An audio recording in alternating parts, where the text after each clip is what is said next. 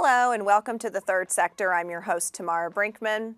In our society, there are three sectors: the public, the private, and the nonprofit. And it's that third sector that we're here to talk about today. Joining me on today's show, we'll have Briget McFadden, the Executive Director of Refuge of Hope, and Cody, the Executive Director of Safety Village. Joining me first, though, is Briget McFadden from Refuge of Hope. Hi, Briget. Thank you for coming on the show today. Thanks for having me. Well, we're happy to hear all about Refuge of Hope. So, let's just start by a little bit of history. How did it get started, and how's it been going, to today? Well, actually, it started when Pastor Dave from Rock Solid Ministries was given the building. Mm-hmm. And from there, he and I have been working together, and we ended up starting the demolition part of everything. I've got the door. You've got a Scooby-Doo shirt on, and Scooby-Doo is barking to get in. He wants to join the episode. Gosh, it never fails when it's my turn for anything. Something drastic going on. Well, so Murphy's Law, right? Yeah. So anyway, you were giving us the how David or the pastor started with the he was owning the building. building.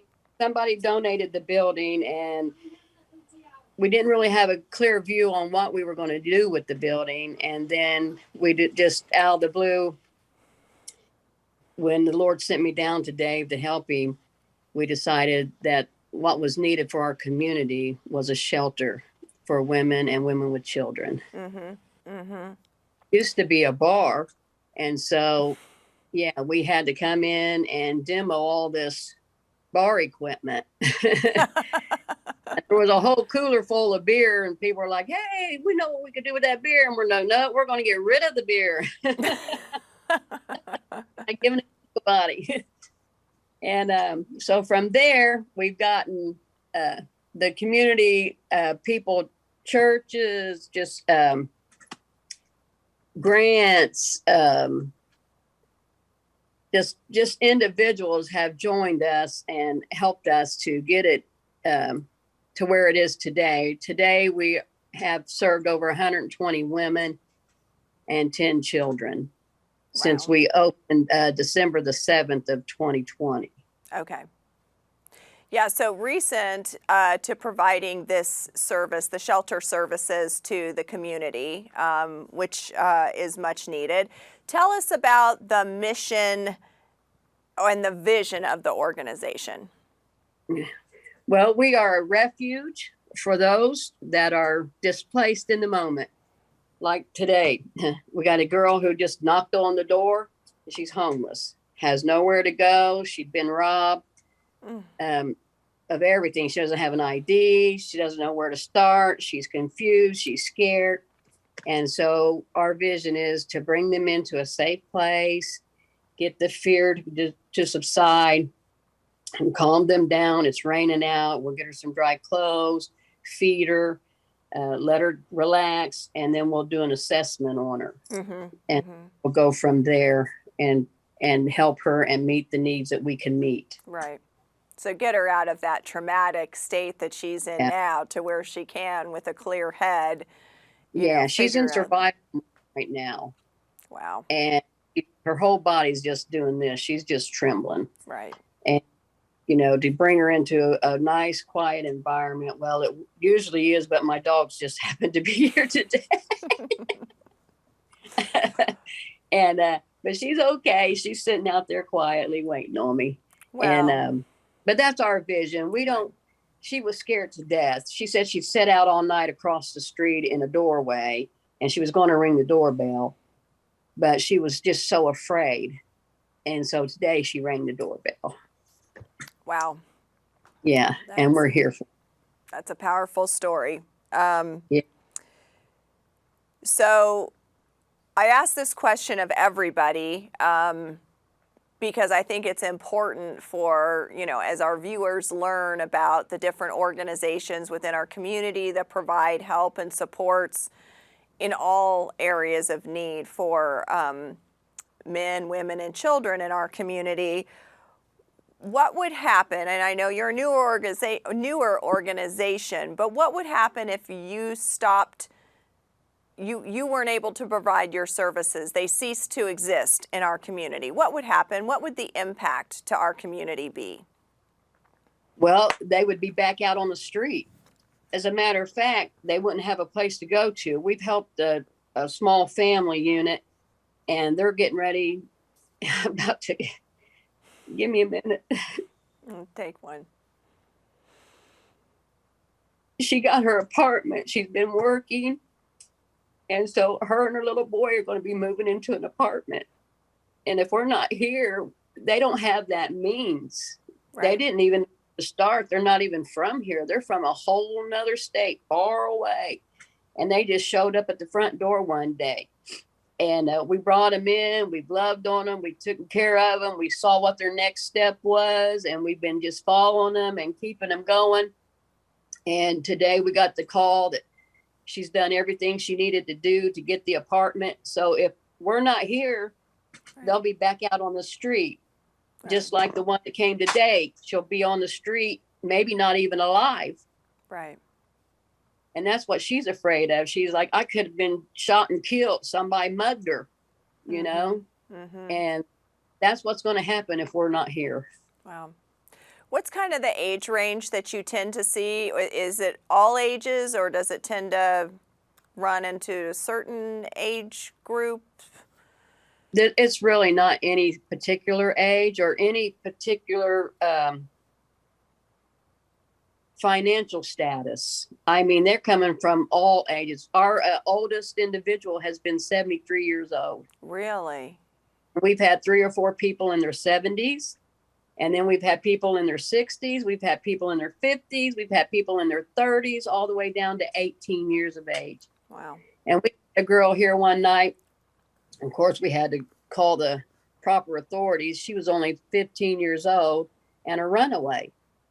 And we didn't know she was a runaway, but after I was quizzing her, we found out. So I said, well, I need to call the police. Are you okay with that? And she was like, yeah. So after I called the police, then we found out that, yeah, she'd been turned in as a runaway. Mm. So they're all ages. Mm-hmm. Mm-hmm.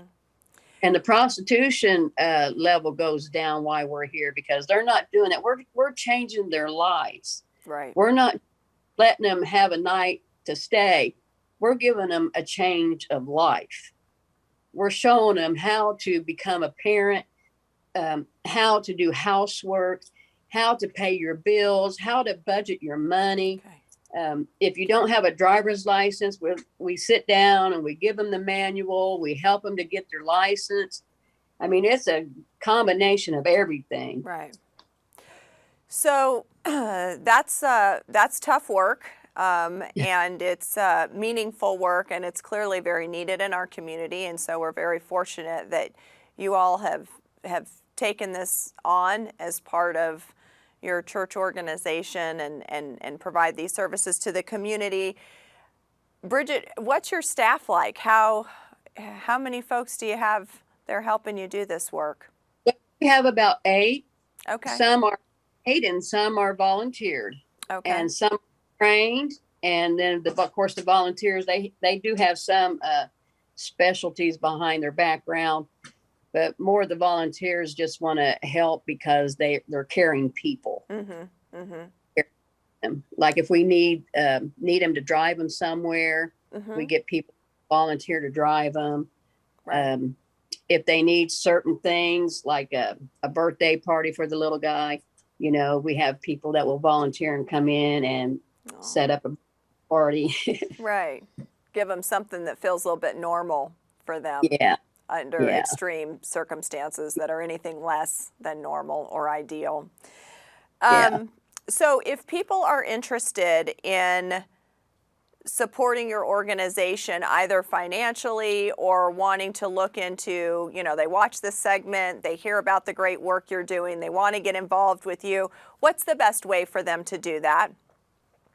Well, they can either call here. Okay. phone number, 765-488-1212. They can call, or if they just want to give to the ministry, they can do like everybody else does, just donate financially, or they can send it to the P.O. box, or we do have an endowment through the Wayne County Foundation. Okay. And they can get that endowment, and then that goes toward us if they give to the endowment. So if they want to give to the Wayne County Foundation endowment, then that extra will go to us. So they can do that too. Okay. Okay. So in just the last little bit of time that we have together today, it goes so quickly. What do you most like about what you do? What brings you the most joy? Is seeing them get their own place and having their own family and giving back to the community, because they come from out in the street and out in the world, and then they come in here and their whole life has changed. They're being a parent, they're being a productive citizen, they're going to work every day. They even ride the transit bus system, and they have to learn all that. And to see that take place before your very eyes, there is nothing more rewarding than that. Well, I would say not. Well, that's going to wrap up our time for today. And I want to thank Briget from Refuge of Hope for joining the show and sharing with the community the great work that you guys do. And I hope for those that watch our show that you've learned something about a newer nonprofit organization in our community that's doing some really important and meaningful work. Thank you. Thank you, Briget. Thank you, Refuge of Hope. Thank you.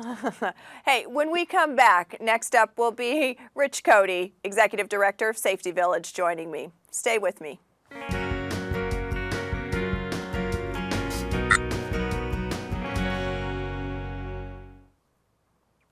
Welcome back. Rich Cody has joined me to talk about Safety Village here in Wayne County. Hey, Rich, how are you today? Doing great. How you doing, Tamara? I'm doing well. Thank you so much for coming on Third Sector. So let's just dive right into it. Tell us about Safety Village. How did that organization get started? Actually, the concept was born out of a Safety Town national program back in the late 80s. Okay. A leader county class adopted the program and continued with it just for that 1 year. And then Kiwanis took over the following year. We used to set up little wooden buildings in parking lots at churches and schools, and kids would ride around on their big wheels, and we would teach them all different aspects of safety. Grew to the extent that we realized that we needed a permanent facility. So a group of people that got together and secured a land lease at Richmond State Hospital and started reaching out to local businesses, see if they'd interested in being village tenant partners and helping. So in 2003, we actually opened up here at Safety Village. Okay. We train in various aspects of safety, traffic safety, bike safety, poison safety, stranger danger, fire safety. So we've carried that theme since the late 80s into our permanent facility. Okay. So if you're interested in participating in the training or want to do that, how does that work? Yeah, one of the things that I just took over as the director in September, and I had for about 12 or 13 years, and I identified that there were a number of things that we needed to improve on, and that was getting word out in the community. So we're trying to get more of a social media presence. Our website we've updated to get information on there, which is safetyvillagewaynecounty.org. But up until now, we've really only had kind of 3 major functions annually. And another one of my charges was to increase our activity out here at the village. It really sat idle too long. So I have an event coming up here in the short term that we've never done before. So we'll see how that goes and see if we can incorporate something on an annual basis there. But our programs we have in the summer, we have our safety program, which is called K Camp in conjunction with Kiwanis. And we bring a number of kids in, and this is kindergarten to, it's pre-K to second grade actually. Okay. And keep them, it's all, last year they went to a Saturday program. So it's an all day Saturday, and, you know, they go through all different types of safety. The afternoon's kind of a fun session. We serve them lunch. So that's one of our functions. For years, we've had trick or treat, safe trick or treat out here at the village, where we incorporate that with safe messages and on how to trick or treat. And it's a real hoot, because we normally get about 800 kids come through in about 2 hours. That doesn't include parents. That's a lot of kids and people. Yeah. And candy, I'm sure. Uh-oh, we lost you.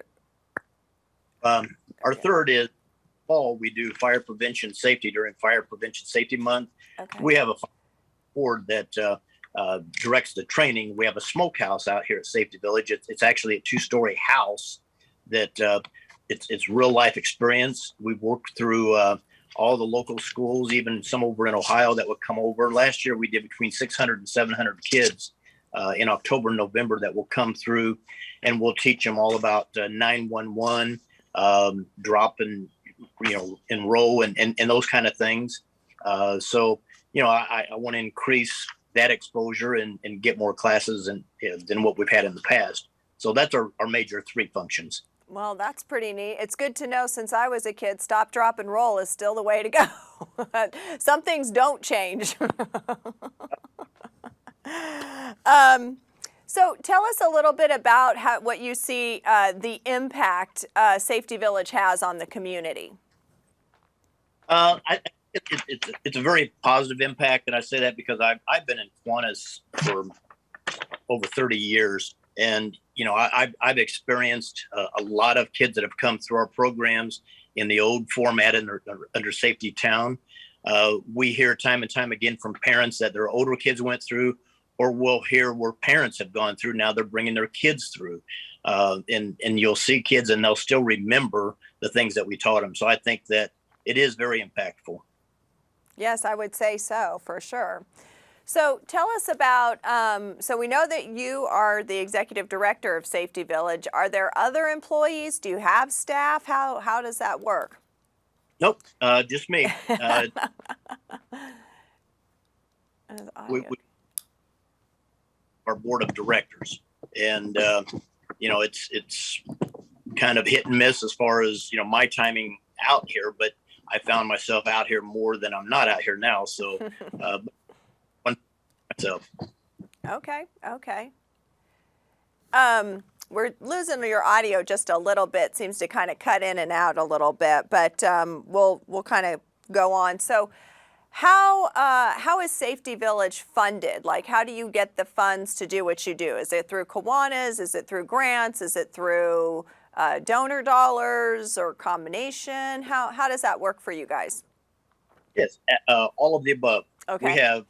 We have our village tenant partners, is what I call them. Okay. There's a dozen local businesses that have established a building out here, and they pay an annual fee to be here. Okay. So funding. We do grants. We do Kiwanis actually, you know, makes a donation every year, a large donation. Our camp, we charge for camp, so there's some funds there, and we reach out to the public for donations, but that's pretty much it. Okay. So if people are interested in like either volunteering or wanting to know how they can maybe do a little more active participation with Safety Village, is that possible? Are there volunteer opportunities? Yes, there are. You know, hopefully there will be more opportunities than what there's been in the past. We've in the past historically have had a couple times a year where we do cleanup, and we reach out to other local organizations and some of our business tenant partners and say, hey, we're going to have a cleanup day. We just finished up last week. We mulch, we trim, we clean, we do all the stuff that needs to be done to prepare for our summer program, and we do it again in the fall preparing for our Halloween program. But yeah, there's ample opportunity for people to volunteer doing cleanup stuff. I have not reached out yet, but I'm looking possibly for you know, some interns may have some expertise Okay. in fundraising or just conceptually some ideas that that they may have learned, and to sit down with them, but open up all kinds of possibilities. I think that we're untapped at this point. Well, that's a good place to be. Lots of room for growth and opportunity there. So this next question, I think some people think sometimes is a little bit hard, but it's just really, I ask everybody, but what would happen what would be the impact to the community if Safety Village ceased to exist here? Living it and experiencing it for the number of years that I have, I can attest to the fact that it would be a negative impact on the community. Listening to teachers, listening to parents, listening to kids that have gone through our programs, and the things that they remember. Mm-hmm. A 4 or 5-year-old remembering to call 911, Yeah. or having to go if their smoke alarm goes off. Those things you can't measure, and unfortunately, those are things that you don't know what impact it has until a disaster happens. Mm-hmm. But I think if we didn't exist, it would not be very good at all. Yeah, definitely not. What are your goals for the next year or so? I've got a ton of them, but being position and knowing what the job entailed. First and foremost is getting more exposure. That's why I appreciate the opportunity to be on your program. Just getting word out. The worst thing that I can hear is that you're the worst, or you're the best kept secret in town. I had a meeting this week and somebody says, well, where are you? Well, shame on us. So that's one goal is getting the exposure, getting the word out, letting people know where we are, what we do. The other is increasing our tenant partners, increasing our funding here. And the third would be to increase programs, Mm-hmm. partner with organizations that may have a mission on their own that we can partner with and collaborate and get them to be at the village and conduct their own business out here, Mm-hmm. whether or not, just to bring more people out. Right. How is Safety Village, or your organization, how is it governed? By our board of directors. Okay. Got probably between 12 and 15 board members. We had a board meeting this morning. We meet monthly, and we hammer through things, and we kind of changing the paradigm of what we're looking at in the future, or I'm trying to change some of that. But our board really governs what we do and how we go about doing it. Okay. Well, approximately what size, how many people on your board would you say? Like 12 to 15. 12 to 15. Yeah. Well, it's a good sized board, cross section of the community. Very exciting. What do you most like about what you do? What brings you the most joy? I think that I've always had a passion for what Kiwanis stood for.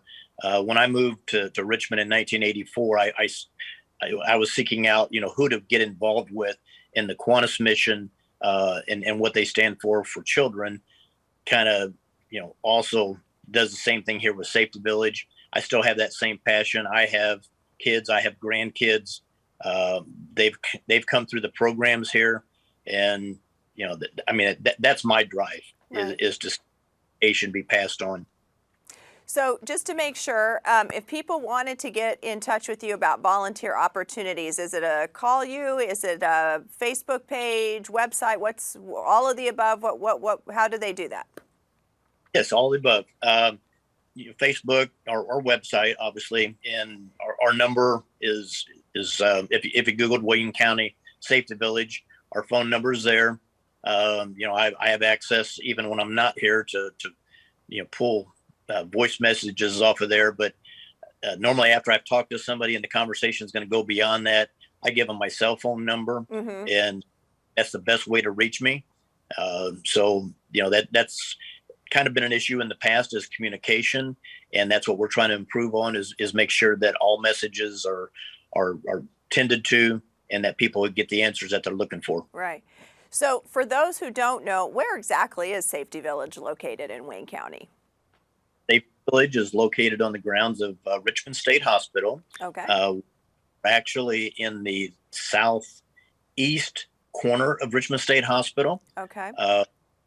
And you can't miss it once you start driving around. We're completely fenced in, but you'll see all these little buildings. And that's where we're at. Well, that's very exciting. Now, and always good for people to know that. What was I going to say? What are like hours, or is it like if you're just driving by, can you just walk around and look in? Is it opportunity to come in certain hours of the day during the week or on the weekends, or how does it work if you wanted to take a tour? I have not established walk-in hours, obviously, Okay. for the security. I am here just part-time, but I'm very accommodating. I've got somebody coming in between noon and 1 today.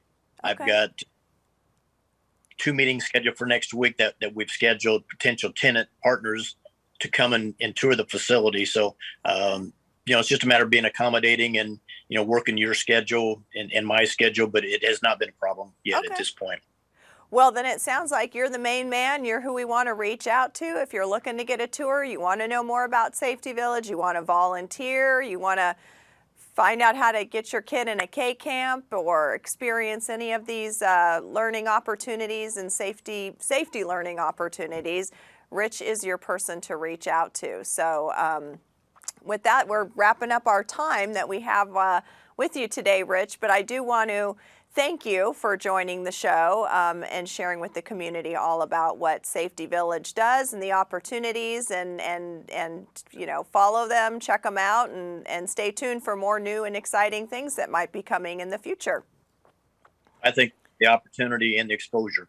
There we go. Opportunity exposure. So, well, thank you so much, Rich. Appreciate you joining me. And as we wrap up this episode of of Third Sector today, I just want to thank my guests, obviously Briget McFadden from Refuge of Hope and Rich Cody, who we just wrapped up with from Safety Village. It was wonderful to hear all about what they do for the community with their organizations and their work. Stay well, and we'll see you next time on the Third Sector.